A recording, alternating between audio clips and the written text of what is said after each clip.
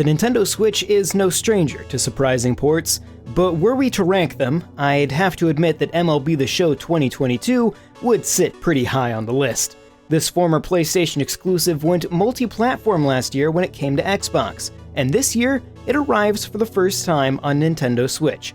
What's wild is that this game is still developed by San Diego Studio, a first-party studio under Sony Interactive Entertainment and a subsidiary of PlayStation Studios, making this PlayStation's first Nintendo Switch game.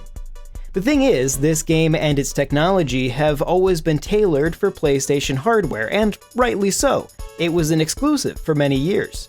It's one thing to bring that experience to comparable hardware, like the Xbox Series X, but a Switch port is a bit more ambitious. So what changes have been made, and does the Switch version maintain the standards Sony had previously set with the series?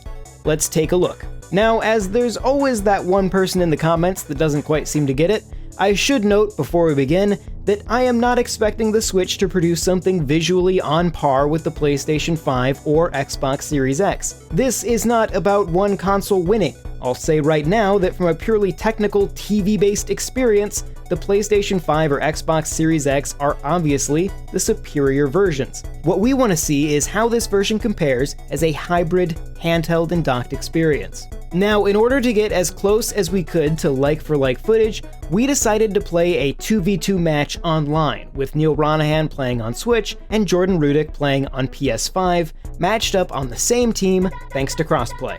Some interstitial cutscenes are different, as they appear to be somewhat random, but for the most part, we wound up with very nicely comparable footage, especially during actual gameplay. Right off the bat, it isn't hard to spot some of the more basic changes made for the Switch version. Rendering resolution appears to be dynamic, often sitting very close to 720p, with the highest shot I've counted at 756p. Handheld is a bit lower, dropping below 720p more often, but not to a disabling degree. It's worth noting that the resolution can look particularly rough on a large screen thanks to the complete lack of any anti-aliasing, resulting in very crispy, stair-steppy edges. Another obvious change when you look at the comparison is the complete removal of real-time shadows, but we should note that this only seems to be the case when playing online. Texture resolutions across the board are also lower, and in some select areas around the stadium appear to have been replaced with entirely different assets. It's possible that this was done to cut down on the number of unique textures and thus reduce the game's file size. In some instances, player geometry looks to be very slightly reduced, though it's subtle enough you'd really only notice in a side-by-side comparison like this. The 3D grass has also been replaced with a flat texture, and the subtle post-process bloom effect looks to have been entirely removed. I was, however, surprised to see that the cinematic depth of field effect is still present during the short insert shots between gameplay. Given that something as relatively inexpensive as bloom was cut, it's surprising to see this comparatively demanding effect still present. Of course, it does indeed come at a cost, but more on that later. Crowd density is also surprisingly comparable to other versions, though it does look slightly reduced. Still, compared to the empty stands of PGA Tour 2K21, it's nice to see digital crowds getting back out there and enjoying outdoor activities. I'll also note that the entire crowd seems to update at the full frame rate, which once again is impressive given the other cuts we've seen. One of the most interesting changes, though, comes in the form of adjustments to the field of view and select camera angles. The Switch version universally defaults to a tighter field of view than the other versions. And we can tell this was an intentional decision, because the camera angles have actually been adjusted to account for it. This is actually a really smart way to help adjust for lower resolutions, as it ensures that players are visible even when looking down on the field from high above.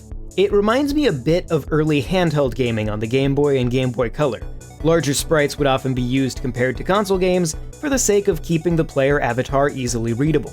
The same logic appears to be at work here, and the adjusted camera angles ensure that no important details are being lost in the change. It gives the impression that San Diego Studios didn't just port the game, but worked to adjust it to the platform, and that's wonderful to see. But now for perhaps the most important question: how does it run?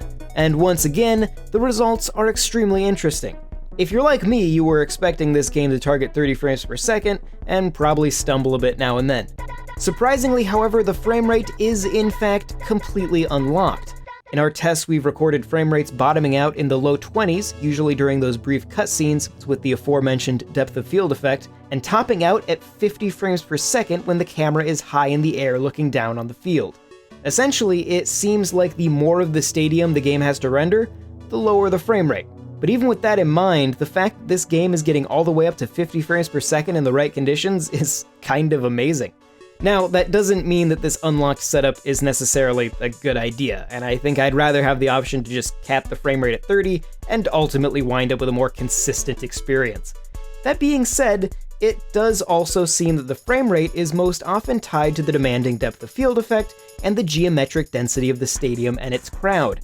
It makes you wonder if some sort of performance mode with no depth of field and a heavily culled crowd could result in a higher frame rate, maybe 45 to even 60 frames per second, which feels wild to even be hypothesizing in a game like this, but here we are. The graph doesn't lie. But that's about all I've got on MLB The Show 2022 for Nintendo Switch.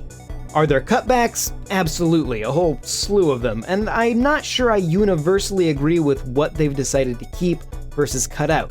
Personally, I'd have taken anti-aliasing over depth of field, but that's a personal preference. Either way, I think this is a surprisingly strong first showing for PlayStation Studios on Nintendo Switch, which is a very weird sentence to say out loud. Keep an eye out for our full review from Neil Ronahan. He'll be covering the game itself and not just the technical side of things. If you have any questions, feel free to give me a shout on Twitter. I'll have a link to my Twitter in the card on the top right of this video. But please only ask me technical questions. I don't really know anything about baseball. Send those questions to Neil. He's a sports person, I'm just a pixel person.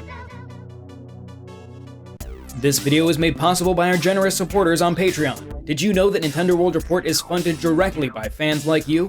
When you support Nintendo World Report on Patreon, you get immediate access to multiple exclusive podcasts every month, exclusive Discord channels, an early look at select content, and more, all for as little as $1 a month. Check out patreon.com/NWR for all the details.